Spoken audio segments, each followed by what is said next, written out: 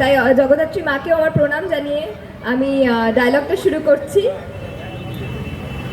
আমি আমার স্যারের সাথে ঝগড়াটা করে দেখাই।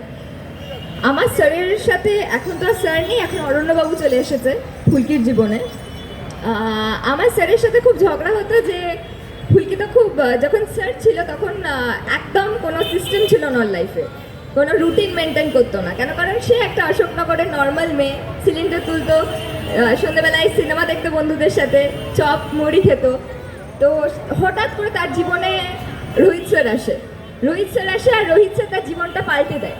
মানে রোহিত স্যার তাকে চপ মুড়ি খেতে দিচ্ছে না, কোথাও ঘুরতে যেতে দিচ্ছে না। তো আমার স্যারের সাথে প্রায় ঝগড়া হতো এই নিয়ে, কি স্যার আপনি কি বুঝতে পারছেন না আমি মুড়ি আর চপ খেতে ভালোবাসি? মানে আপনি আমাকে না কোথাও ঘুরতে নিয়ে যান, কোথাও বেড়াতে নিয়ে যান। সেই প্রথমবার যখন আমি আমার অশোকনগর থেকে বিয়ে করার পরে নবাবগঞ্জে আসছিলাম, তখন আপনি শুধু আমাকে পার্কে নিয়ে গিয়েছিলেন।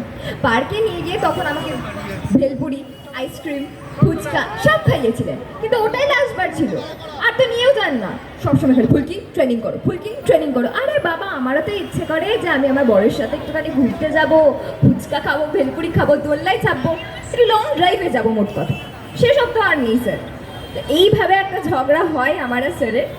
আর কিছুক্ষণ পরে অরণ্যবাবু যখন আসবে, মানে অভিষেকদা এখন আসবে, তো তখন আমরা একটা ঝগড়া করে